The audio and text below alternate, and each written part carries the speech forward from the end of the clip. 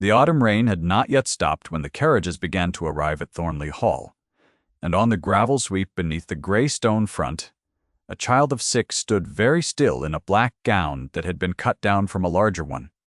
Her name was Beatrice, though no one at Thornley used it often, and she had been told that morning, in the careful voice adults use, when they have decided a thing is settled, that her mother was in heaven now and would not be coming back. She had nodded. She had been a good girl about it, which is to say she had not cried where anyone could see, and she had let the housekeeper button her into the black gown and lead her down to stand among the mourners she did not know. The whole of the great house seemed to her like a held breath, and behind it, somewhere she could not name, a sound she half remembered.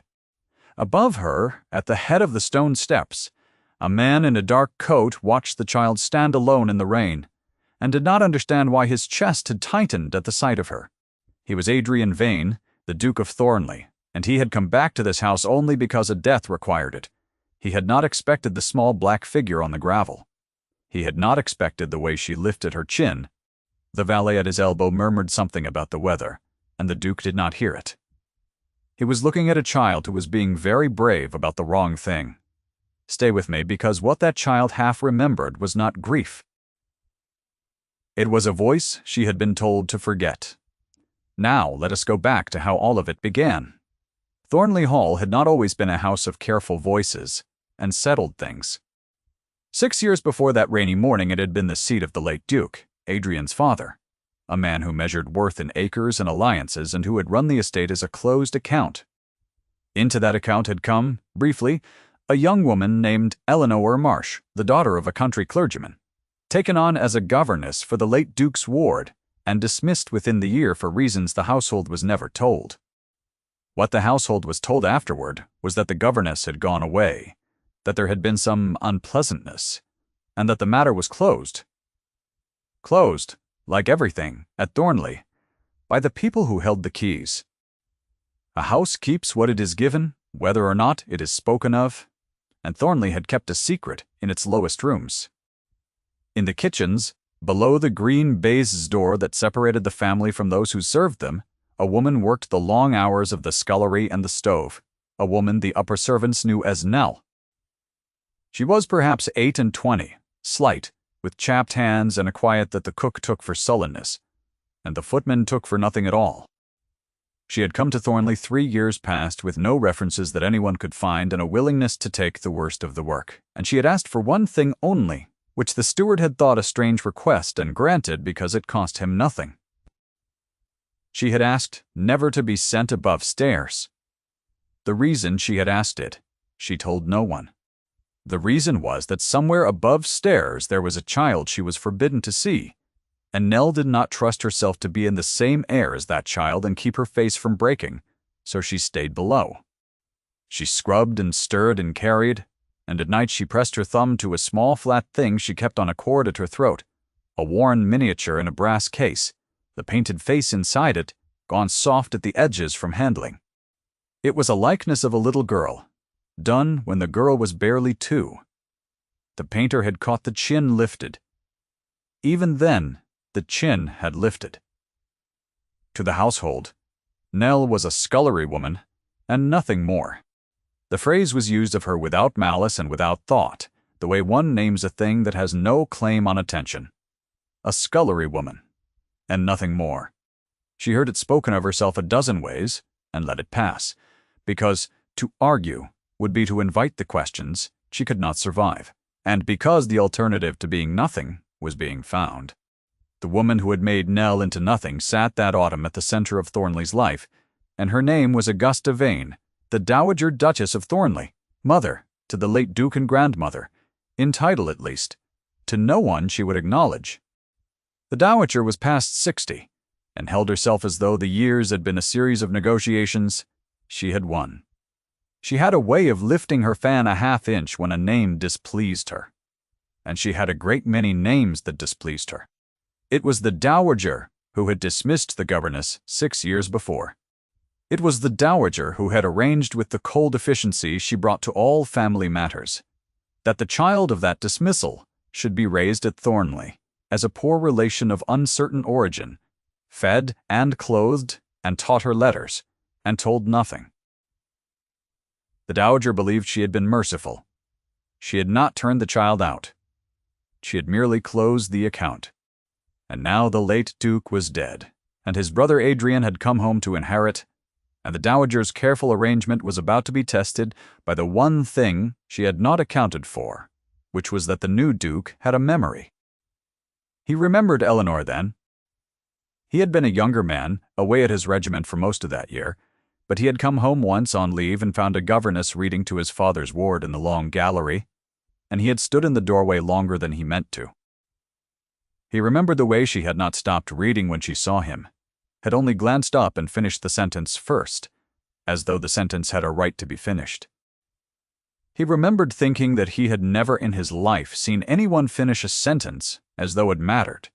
Then his leave had ended, and he had gone back to the war, and when he next came home she was gone, and his father told him there had been some unpleasantness, and the matter was closed. He had let it close. He had been young and obedient to the house, and he had let a closed door stay closed, and he had carried the small shame of that for 6 years, without ever giving it a name. That was Adrian's wound, though he would not have called it a wound. He would have called it nothing, the way the household called Nell, nothing. It lived in him instead as a stillness, a habit of expecting to be too late, and it was why his chest had tightened on the steps at the sight of a brave child in the rain. The funeral passed. The mourners ate and murmured and went away, and Thornley settled back into its careful order, with one difference, which was that the master of it now walked its halls with the particular restlessness of a man looking for something he cannot name. He found the child first. He found her in the long gallery, in fact, the same gallery, sitting on the floor beneath the tall windows with a book too heavy for her lap, sounding out the words under her breath. Beatrice did not hear him come in. He stood in the doorway as he had stood once before, and he watched a child finish a sentence before she looked up, and something in him went very quiet. "What are you reading?" he said. She told him. It was a book of voyages, and she had got stuck on the word archipelago, and she showed him the word with her finger as though presenting evidence. He crouched down, which dukes do not do, and told her how the word was said, and she repeated it back to him exactly, and then she said the thing that undid him without either of them understanding it. "My mother taught me my letters," Beatrice said, "before she went to heaven. She said I had a quick eye." Adrian looked at the child for a long moment. He had been told, as everyone had been told, that the girl's mother was dead. He had no reason to doubt it. He had spent 6 years not asking a question, and he was tired, suddenly and completely, of the particular cowardice of not asking. "What was your mother's name?" he said. The child's face did something complicated. She had been told he would later learn not to speak of her mother above stairs, and she was a good girl. And she had tried. She was 6, though, and he had crouched down to her level, and he had told her how to say archipelago. "Nell!" she whispered. "But that is a secret name. Her real name was Eleanor." He did not move. The gallery was very still around them, the gray afternoon light lying flat across the floor. Somewhere, below, beneath the green baize door, a woman he had let disappear was scrubbing a pot, and a child sat in front of him holding a book of voyages, and the closed account of 6 years began, very slowly, to come open. He did not go down to the kitchens that day. A duke cannot simply appear in his own scullery without the entire household understanding that something is wrong, and Adrian had learned in the army that you do not move until you know the ground. He began quietly to ask. He asked the steward how long the scullery woman called Nell had been at Thornley, and the steward said 3 years, and could not say where she had come from before that. He asked the housekeeper, an older woman named Mrs. Core Pelham, who had served the family since before Adrian was born, whether she had ever known a governess named Eleanor, and Mrs. Tom. Pelham, who had buried more of the family's secrets than the family knew, looked at the new duke for a long moment, and said only that she had, that the young woman had been kind to the children, and that it had been a great pity. "A pity how," Adrian said. "That is not mine to say, your grace," said Mrs. Pelham. She did not, however, say there was nothing to tell. She said it was not hers to say, which is a different thing, and Adrian heard the difference. That evening the dowager sent for him. She received him in the morning room among her diamonds and her firelight, the fan in her lap, and she came to her point with the directness of a woman who had never once doubted her right to it. She had heard, she said, that he had been speaking with the servants. She hoped he would not let the loneliness of a new title lead him into eccentricity. The household ran well. The arrangements were settled. There was nothing in the lower rooms that required a duke's attention. "There is a child in the gallery," Adrian said, "who tells me her mother taught her to read." The fan lifted a half-inch. "The child is a charity. Her mother is dead." "I would have thought, Adrian, that you had matters of more consequence to attend to than the imaginings of a foundling. You knew the governess," he said. "Eleanor—" "I knew a great many governesses," said the dowager. And the fan came down, and the subject, she made clear, was closed. It was not closed, however, because Adrian Vane had finished being a man who let doors stay shut. He waited 2 days, until the dowager had gone to pay calls, and the upper servants were occupied with the linens, and then he did the thing a duke does not do. He went down the back stairs through the green baize door into the heat and clatter of his own kitchens, and he stood in the doorway of the scullery. And a slight woman with chapped hands looked up from a pot with her face already half turned away, the way it had learned to turn for 3 years, and then she saw who it was, and she went absolutely still. He had thought he might not know her. 6 years is a long time, and the woman before him was thinner and older and dressed in the gray of service. She finished nothing this time. She only looked at him, and her hand went, without her seeming to will it, to a cord at her throat, to a small, flat thing beneath her collar. And Adrian knew her by the way she stood her ground in a room where she had no ground to stand. "Miss Marsh," he said. "You should not be here, your grace," said Eleanor. Neither of them said anything for a moment. The cook had frozen at the stove. A scullery maid had stopped with a tray half lifted. And the new Duke of Thornley, who had crossed Spain and back, and never once felt the ground move under him as it moved now, said the only true thing he had. "There is a child upstairs," he said, "who has been told you are dead." The pot in Eleanor's hands was very heavy, and she set it down with great care, because if she did not attend to the weight of it, she thought she might drop everything she had carried for 3 years all at once, on the stone floor, in front of the cook. "I know," she said. "I am the one who is not permitted to tell her otherwise. Come closer, because here is the thing the household had decided not to see, and what it cost the woman to bear it." Eleanor had not gone away 6 years before. She had been sent away with the child she had borne to the late Duke's ward in a hasty and unwitnessed promise that the family declared no marriage at all, and she had been given a sum of money and a closed carriage and a warning never to return. She had not stayed away. She had spent 2 years in lodgings she could not afford, fighting through clergymen and a single tired solicitor to be allowed to see her own daughter, and she had lost, because the law and the money and the diamonds were all on the other side, and the only mercy the dowager would grant was this: the child could be raised at Thornley, fed and safe and lettered, on the single condition that her mother never claim her. Eleanor had refused. And then she had understood that refusing meant the child went to strangers, and Eleanor lost even the knowledge of where she was. And so she had done the thing that had hollowed her out and kept her alive at once. She had taken a false name and the lowest place in her own daughter's house, and she had stayed close enough to hear her child laugh through a floor, and she had never once let herself be seen. That was the wound the house had made, and the woman had carried it in a brass case at her throat for 3 years. And the Duke now stood in her scullery, having said the child's name aloud. "I can change it," Adrian said. "You cannot," said Eleanor, with the flat certainty of someone who has tested every door in a long corridor and found them locked. "Forgive me, your grace, but you are new to this house, and you do not know what it can do. I was a governess with a clergyman father and no money. I am now a woman who has lived 3 years under a false name in your kitchens. There is no version of this in which I am believed, and the dowager is not.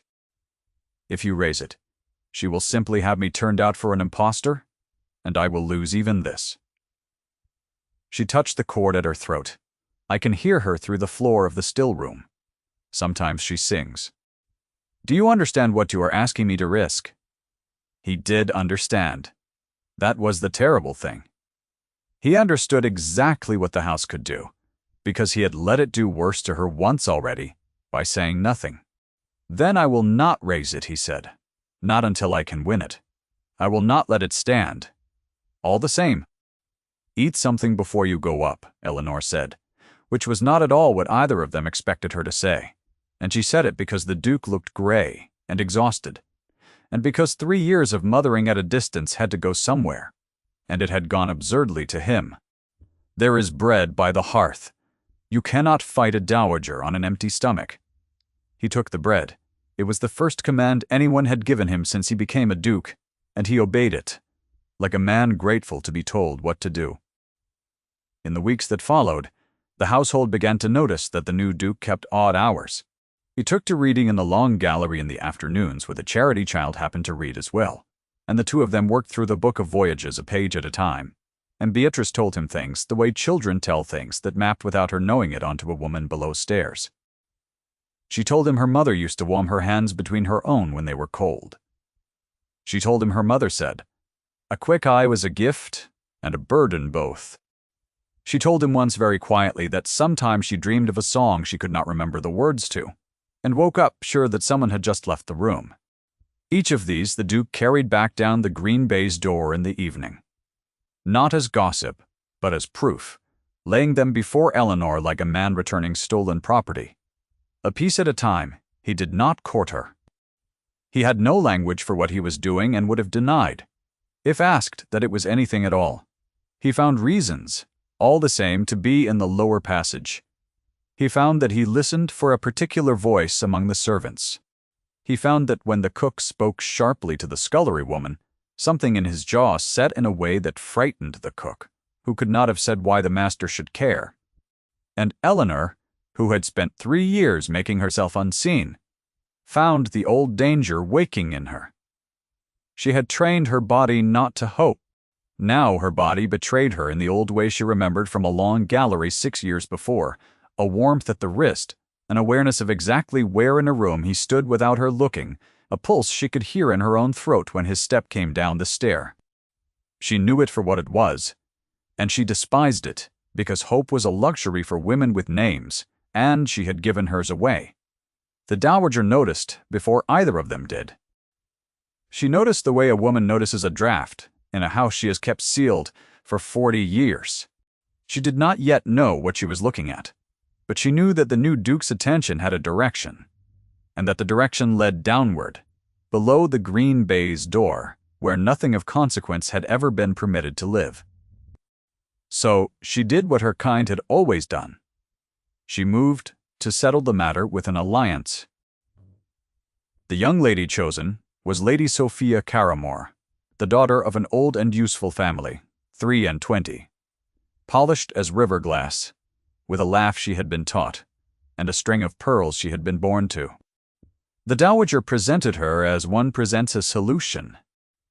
There would be a dinner and then a ball, the first the house had held since the old Duke's death, and at it, the new Duke's understanding with Lady Sophia would be made plain to the county. The dowager arranged it all with the serene confidence of a woman whose plans had worked everywhere for 40 years. At the dinner, Lady Sophia was seated at Adrian's right hand, and performed her laugh. The dowager watched with satisfaction, and below stairs, Eleanor scrubbed the pots that came down from the very table, where the polished young woman sat in the place that the law and the diamonds had decided was correct. Eleanor told herself it did not matter. She told herself she had given up the right to mind. Her hands, scrubbing, did not believe her. It was during the preparations for the ball that the witnessing happened, though Adrian did not arrange it, and Eleanor did not know of it until much later. A kitchen boy of perhaps 10, an orphan taken on for the heavy work, had scalded his arm badly, carrying a pot of water, and the cook had no patience for it. And the housekeeper was occupied with the ball, and it was Eleanor who took the boy aside into the still room, and dressed the burn with butter and clean linen, and held his good hand and told him that it would heal, that she had seen worse heal, that he was brave, and the pain would pass. She did not know that the Duke had come down looking for her, that he stood unseen in the passage, and watched a scullery woman with chapped hands, gentle, a frightened child who could do nothing for her in return, no money, no name, no advancement. He watched her press her thumb once to the brass case at her throat, the gesture of a woman steadying herself on something, and then go back to the work. He went back up the stairs without speaking. He had seen what he needed to see. He had seen who she was when she believed no one was watching, and it was the same person who had finished a sentence in a gallery 6 years before, because the sentence had a right to be finished. That night he could not sleep. He went to the library, the great candle-lit room with its shelves to the ceiling, and he was standing at the cold window with a single candle burning when the door opened, and Eleanor came in, not knowing he was there, sent up by Mrs. Ternan. Pelham on some errand of returned books, the one errand above stairs the housekeeper had ever given her, and perhaps Mrs. Pelham had not chosen it by accident. Eleanor stopped at the threshold when she saw him. The candlelight lay between them, across the floor. "You should not be here," she said. "The old line, the safe line. Neither should you," he said. "And yet here we both are." She set the books down. She meant to go. Her body did not go. He crossed the room, not in a rush, but the way a man walks towards something he has decided about. And he stopped close enough that she had to lift her chin to keep his eyes, the chin that her daughter had inherited, the lifted chin the painter had caught when the child was 2. He did not touch her. His hand came up and stopped hovering near her jaw, close enough that she could feel the warmth of it, and there it stayed, because he was a man who had learned the cost of taking a thing that had not been freely given. "I have spent 6 years," he said low, "ashamed that I let them send you away and said nothing. I told myself it was obedience. It was cowardice. I am done being a coward about you." He let the words stand in the candlelight. "I want you, Eleanor, not as a kindness to a wronged woman, not to write an account. I want you, and I have wanted you, since you would not stop reading." Her breath went out of her unevenly. "And if you cannot have me without ruin," she said, "yours and the child's, what then? You are asking me to want a thing that will cost her everything." "I am asking you to wait," he said, "while I find a way to make it cost her nothing." His hand was still near her face. He still had not closed the distance.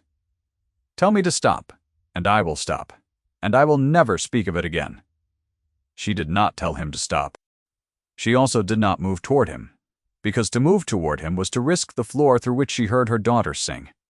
So they stood, the two of them, a hand's breadth apart in the candlelight, neither closing it, and that breath held more between them than any embrace could have, because it was made entirely of what they were both willing to lose for the child sleeping above. After a long moment, Eleanor stepped back and picked up nothing and went out. And Adrian let her go, and the candle burned down a little further in the empty room. What neither of them knew was that the dowager had learned the scullery woman's true name. A dismissed servant, embittered, had carried the old story to her for the price of a character reference, and the dowager now held the one fact that made the new Duke's eccentricity legible. The governess had come back. The governess was in the kitchens. The governess was the thing her grandson's attention bent toward. And the dowager, who had closed this account once, prepared to close it again, more thoroughly this time, in front of the entire county, so that it could never be reopened. The ball was the grandest Thornley had seen in a decade. The candlelight ran the length of the long room and threw itself back from the tall mirrors. The orchestra played from the gallery, the terrace doors stood open to the cold autumn dark, and the county came in its diamonds to see the new Duke take up his place. Lady Sophia wore ice blue and pearls, and stood near the dowager like an answer waiting to be given. and the dowager, at the height of the evening with the room full and attentive, did the thing she had planned. She had Eleanor brought up. It was done as a correction, framed as the exposure of a fraud, and it was cruel in the particular way of things that are technically true. Before the assembled county, the dowager announced that it had come to her attention that an impostor had been living in the household under a false name, a woman of ruined character who had once been dismissed from this very house and had crept back into its kitchens, and who, the dowager implied with exquisite economy, had designs above her station that the family could not countenance. 2 footmen brought Eleanor into the ballroom in her gray service dress, into the candlelight and the diamonds and the turned faces of 200 strangers, and the dowager lifted her fan and said, for all to hear the dismissive thing one last time, in the cruelest of its 3 settings. A scullery woman, said the dowager, and nothing more. Removed tonight, and the matter closed. The room rustled. This was the dark moment, and it had been built to be airless. Eleanor stood in the center of the floor, where 6 years before she would not have been permitted to stand, exposed, named without being named, the brass case hidden beneath her gray collar, and she understood that the dowager had won, that there was no version of this where the truth came out and was believed over the word of a duchess, and that the best she could now hope for was to be turned out quietly into the autumn night and never hear her daughter sing again. And then Eleanor did the thing she had not been able to do for 3 years, the costly thing. The thing that was hers and no one else's to do. She did not plead. She did not weep. She reached up in the silence and drew the cord from beneath her collar and held the worn brass case open in her chapped hand, the soft-edged painting of a little girl with her chin lifted. And she said in a voice that carried, because it had stopped trembling, I will go. I have always known I would go. I will not, though, stand in this room and let you tell these people I am nothing. When there is a child asleep above us who has my eyes and my mother's quick hands and who was told I was dead, so that none of you would have to be inconvenienced by the truth. Turn me out. I have survived worse than your turning out. You will not, however, make me agree that I am nothing. That, your grace, you cannot have. The room had gone entirely still, and into that stillness, from the gallery stair where she had crept down in her nightgown to see the music, came a small voice that knew the painting in the brass case better than it knew anything in the world, because it had a twin of it, a clumsy child's copy she had drawn herself, hidden under her pillow. "Mamma," said Beatrice, "here is the moment the whole house had been built to prevent." The child came down the stair in her nightgown, past the frozen footman, across the great candlelit floor, and she did not run to the dowager or to the polished lady in ice blue.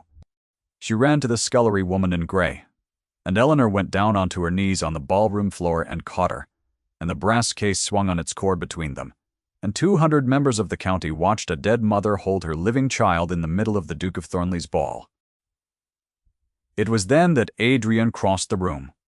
He crossed it in the silence 3 strides and then more, past the dowager, past Lady Sophia, past the turned faces, and he stopped beside the kneeling woman and the child, and he turned to face the room, and he put one hand on Eleanor's shoulder and the other gently on the small dark head of the girl who had taught him how to say archipelago.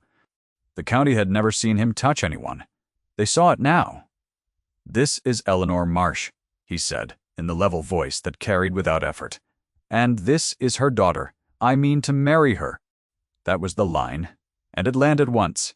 In the silence, the whole evening had been building, and it could not be unsaid. The dowager's fan stopped halfway to its measured height. Her mouth opened on a sentence that did not arrive. For the first time in 40 years, the room was not arranged around her, and she felt the floor of her certainty tilt, and the sentence broke in her throat into something that was almost but not quite a word. What undid her finally was not Adrian. It was Mrs. Pelham, the housekeeper, who had served the family for 50 years and buried its secrets and could no longer bear the weight of one. She stepped from the edge of the room into the candlelight, an old woman in black bombazine, and she said plainly that she had been present 6 years before, that she had seen the promise the late Duke's ward had made to the governess and the witnesses who had been paid to forget it. a page torn from the parish book by a frightened curate, and kept all these years against the day someone might finally ask. She had kept it, she said, because she had not been able to throw it away, and she had not been able to use it because she was only a housekeeper, and who would have believed her? A duke had asked, though. And now, she would tell the truth and take whatever came. A solicitor was among the guests, as solicitors are, for the dowager had brought her own man of business to witness the alliance she had planned. He was a dry, careful person named Mr. Hartwell, and he had spent the evening expecting to draw up settlements. Now he found himself examining by candlelight a torn parish page produced from a housekeeper's apron, and after a long quiet moment he cleared his throat and said, in the flat voice of a man who deals in what can be proved, that the document appeared genuine, that the marriage it recorded would, if substantiated, make the child legitimate, and her mother a widow rather than a fallen woman, and that these were matters a court would have to settle, but that he could see on the face of it no fraud in the lady at all. He did not look at the dowager when he said it. He looked at the torn page. The hierarchy had met something it could not simply outrank, which was the truth, written down in time. The dowager left the ballroom that night unhumiliated by cruelty and undone by accuracy, which was the only justice the house was owed. No one mocked her. No one needed to. She walked out through the parting crowd with her diamonds, and her stopped fan displaced from the center she had held for 40 years, into rooms that would be hers for the rest of her life, but never again the whole house. Lady Sophia, who was not a cruel woman and had only been told her whole life that she was the correct choice, made her curtsy to the Duke and to the woman on the floor with a grace that cost her something, and went home, and married the following year a man who loved her, which was more than the dowager's plan had promised her. The county, which had come to watch a duke confirm a hierarchy, went home having watched him overturn one, and discovered, somewhat to its own surprise, that it approved recognition once awakened is a generous thing. If this story has reached the place in you it was meant for, stay a moment longer for the ending, because the ending is the part the house was built to keep from happening. And it happened anyway. The following spring came late, and then all at once to Thornley, and the green baize door that had divided the house for so long stood propped open most days now, because the new Duchess saw no reason for it, having lived on both sides. Eleanor Vane, Duchess of Thornley, was not entirely comfortable being waited upon, and never would be, and the servants found her in the kitchens often enough that they stopped being startled by it. And the cook, who had once taken her quiet for sullenness, learned that it had only ever been the quiet of a woman holding still so as not to be seen, and that with the holding still gone, she was given to a low and frequent laughter that warmed the lower rooms like a second hearth. On an evening in May, with the windows open to the smell of cut grass and the last of the light long and gold across the estate, the family that the house had spent 6 years denying sat together in the small morning room that Eleanor had claimed for her own. Adrian was reading aloud badly and on purpose from the Book of Voyages, mispronouncing archipelago, until Beatrice corrected him, which was the entire point. The child sat between them on the settee in a gown that fit her, that had been made for her and cut down from nothing, and on the low table before the fire lay the worn brass case open, the soft-edged painting of a 2-year-old with her chin lifted, catching the firelight beside the clumsy child's copy that Beatrice had drawn and no longer needed to hide. Eleanor reached over at some point and warmed her daughter's hands between her own, though the evening was not cold, because there are gestures a body keeps for the years it could not perform them. Beatrice leaned into her mother, and without being asked began to sing, low, the half-remembered song, and Eleanor sang the words the child had never been able to recall, and Adrian stopped reading to listen. And for a moment the small, bright room held all 3 of them and let nothing in. From the doorway, had anyone been standing there, the whole of it would have looked very small against the great house around it, one lit room among 100 dark ones, a woman and a man and a child in a worn miniature on a table, the firelight steady on the painted lifted chin. And it was the only room in Thornley that had ever held the truth, and it held it now without effort, the way a house keeps what it is given. The child had been told her mother was dead. She had found her in the kitchens, and then in the candlelight, and now in the long gold evenings of a house that was, at last, simply home. The chin was still lifted. It always had been. Thank you for staying to the end of Eleanor's story. If a moment of it stayed with you, I would be glad to know which one.